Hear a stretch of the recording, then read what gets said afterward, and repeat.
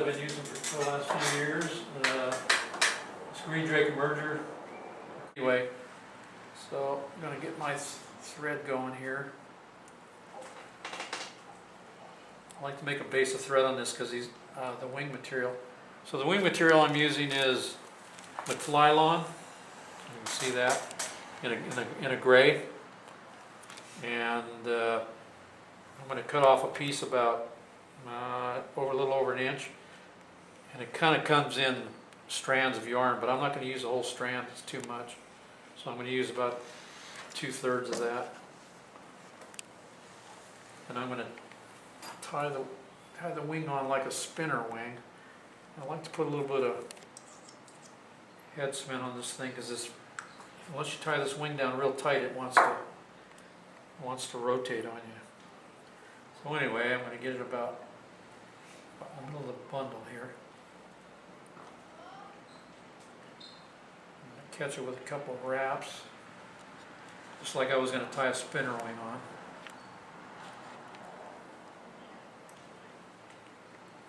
And I want to tie it really tight because this wing wants to move on you. So now what I'm going to do is I'm going to post the wings. And the reason we post the wing, posting it is going around the base of the wing, is because that'll gather the material together, especially like on deer hair or calf tail or whatever. It'll bunch it up. And on this one in particular, I want to do it because I want to, instead of having these wings laying flat, I want to bring them up on a V, and this will help me do that. So I'm going to make about 3 turns around that one, and I'm going to come around the base of this one. 3 turns. And this stuff drives you crazy because it's always grabbing your thread. And I'm going to cross back through between and get in behind it. And what I want is my wings to be up on an angle like that. I want to make sure that they're pretty even, because what happens if your wings are kind of lopsided, the fly wants to turn on its side. So I want to get them straight up and down. And then what I'm going to do, I'm going to put some glue in here because these wings want to, until you get them really set, they want to move on you. Okay. So my thread's behind the wing. Now I'm going to use this. This is razor foam. It's 1 inch or 1 millimeter thick. And I've cut this about 1.5 millimeters. It's going to be like a hot spot behind the wing. So I'm just going to kind of double it over. And I'm going to lay it right in here behind the wing. And I'm going to take a couple wraps and bind it down. Cut this tag off. So you're not using it as a flotation device? No, you're no, using it's it just like a hot spot, yeah. Because So the fly's kind of dark, and you know when it's on the, it gives you a little more visibility. It might add a little flotation, but I kind of doubt it. So when I cut this off, I'm going to actually pull on this foam a little bit and stretch it. I'm going to bind the butts down on it. Kind of keeps the wings kind of spread out a little bit too. The hardest part about this fly is that the wing material wants to grab everything. It's like... So when you tied that hot spot, did you tie it in the center of the V or behind the wings? Is it behind the wings? It's just behind the wing. It's just, I tied it down just behind the wing, but the foam itself is like between the wing. Okay, so that you know what I mean? The folded over part is actually between the wing. yeah. But you've tied it in behind I that. bound it in just behind it, yeah. Okay, so then the trailing chuck is made out of Zelon. This is, I call this Mayfly Brown. Can you see that, Ray? And it comes in strands, and I'm going to take about half, maybe a little less. I don't need too much.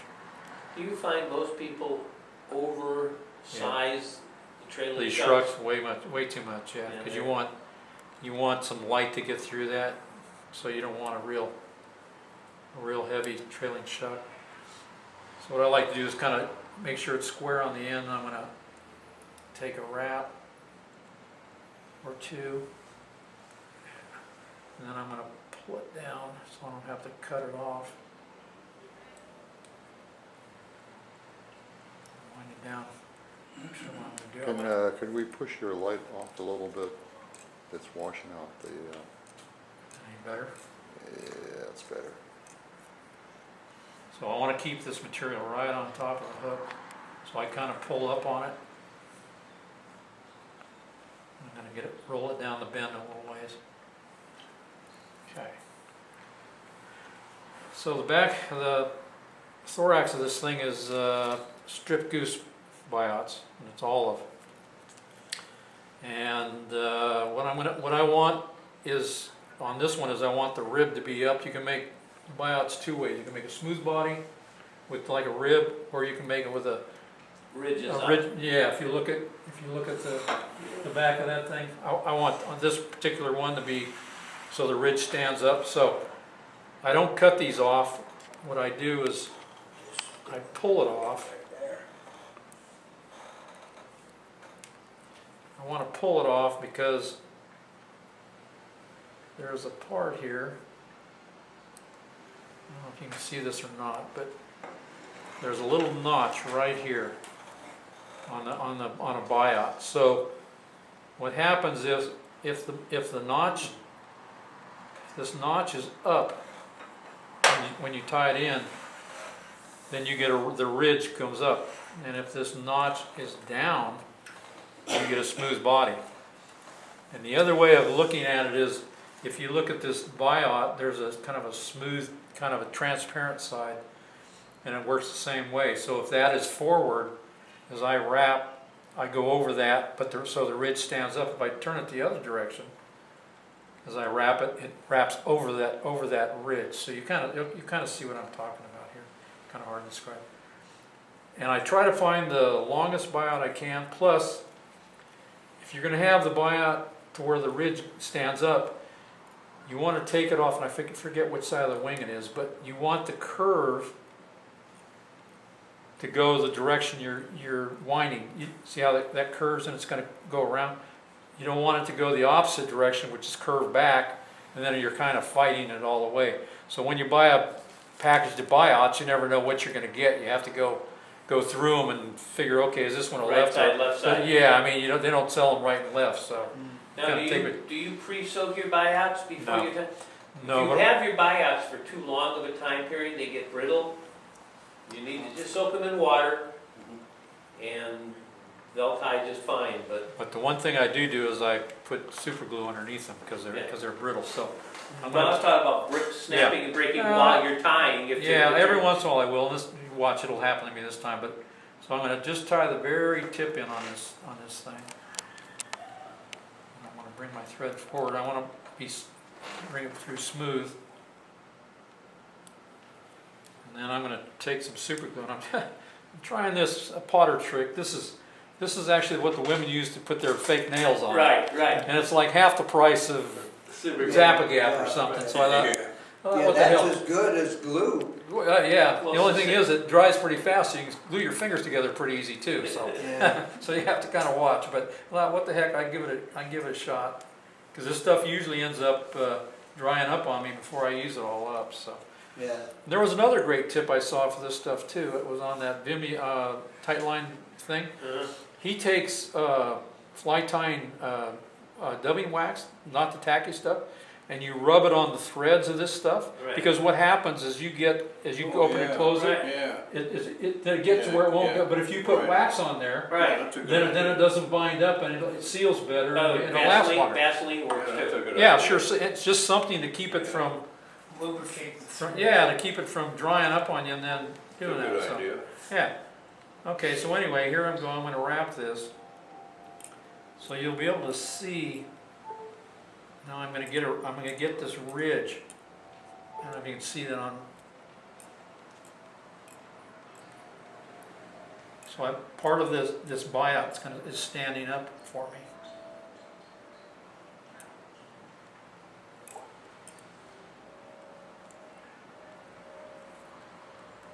I've had several those caps get locked on there, and you Yeah, can't you take a pair of pliers and twist the whole snow. Yeah, and then you've lost $5 worth of, Yeah, you know, stuff's that's a expensive. good idea. Yeah. Zap-A-Gap is really bad for that. They sell a small ball at Harbor Freight too, by the way. You know what they sell too is a gel. Yeah. In the tubes, and Yeah. that works really well too. By the way, he owns stock at Harbor Freight. That's Yeah, what I was beginning to wonder about Yeah, that. he owns stock at Harbor Freight. I've been there about He's a major stockholder. Yeah, I've been there at least. Did you once write a week. letter to Trump?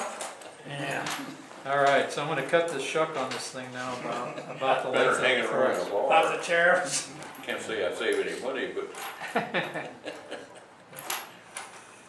Okay, so the hackle I'm using, this is Whiting 100, and it's dyed dark olive. And these are 12s. I kind of like using these saddles whenever I can. I don't have to use any hackle pliers with it. So. And the 100 packs are nice. Yeah, there's plenty of hackle there. So what I'm going to do too is I'm going to tie this in. In the old days, when hackles weren't very good, they always said tie with the dull side forward, so the hackles kind of face forward a little bit, so supposedly they were stiffer. Now it doesn't matter. I like tying them in actually the other way because that way they're easier to tie off at the head. You don't have all that in the way. So you tie dull side forward. Yeah. I've been doing that for years. Yeah, they're actually shiny. No, I tie it shiny side forward so that the hackles go back instead. Right. But they're so stiff they're pretty much straight up and down. Yeah. So I like to get it right there. I'm gonna put some dubbing over this. So.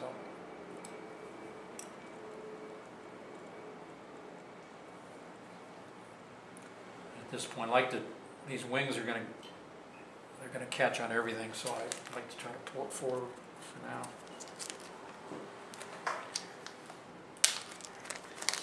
So I'm just going to use some super fine dubbing.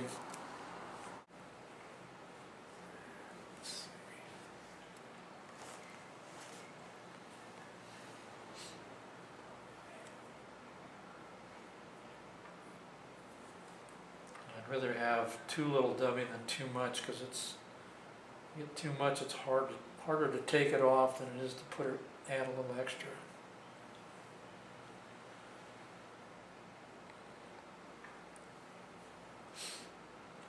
We never did do our dubbing class, did we? No.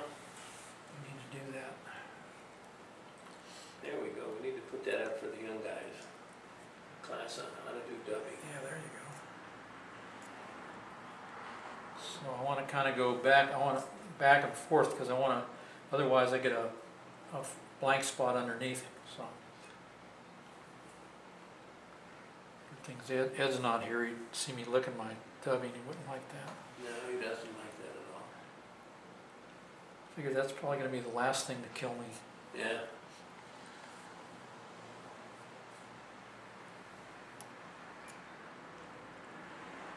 I can tell you, I was fishing the Wiggins Fork out of Du Bois here in late August, and I asked I got a guide I use over there because the reason I need him is because he's got 4-wheel drive and he can get into places where I can't get into. So, but anyway, I asked him. I said, "You guys ever get a green drake hatch over here?"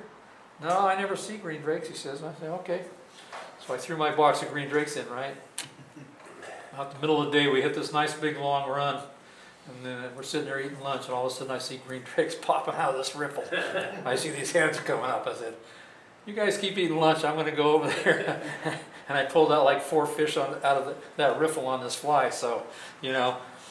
He's a believer now? Yeah, but you know, those guys over there, they don't match anything. They just They throw big throw stuff. a chubby Chernobyl and Yeah. they're on their way, you know. So anyway, but that was kind of interesting because I fished Wyoming enough in August that I know that somewhere along the line those things are going to be popping somewhere, you know. And there they were, so that was kind of interesting. Okay, so I kind of got my thorax dubbed here. So what I want is like 3 wraps of hackle behind that hot spot and try to get 3 in front if I can.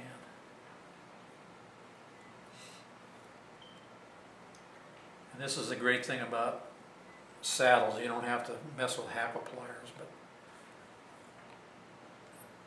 I still have plenty of necks. But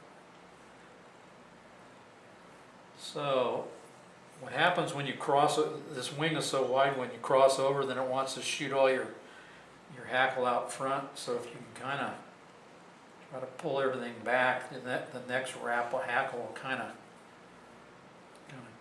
stand up fairly straight. Kind of corrects the problem. Yeah, kind of, yeah, but Second and third and fourth wrap will yeah, kind of be hold straight, it yeah. back. So I got like 2.5 wraps on the front here, so that's plenty of hackle.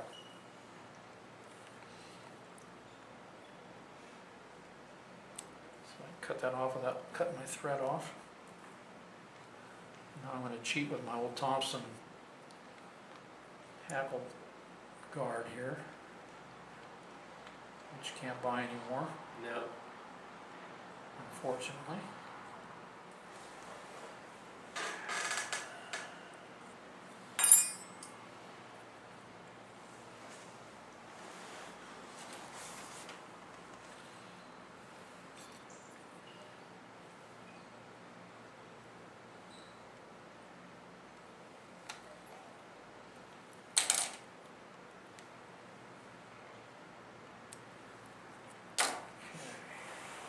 Before they came out with those little metal cones, I used to make it handy. So now that my wings are real long in this thing, so what I'm going to do, I want the wings to be just a little bit longer than my hackle. So, and this material is really hard to cut, so I still use the old ice scissors that have the I've got a pair of those too. for cutting this, just for cutting this kind of stuff. So I'm just going to pull it up, cut them off. Glasses. Yeah. These are my old glasses. And that's- These are my that's short pretty much it. ones. A little head cement on there, and I'm done.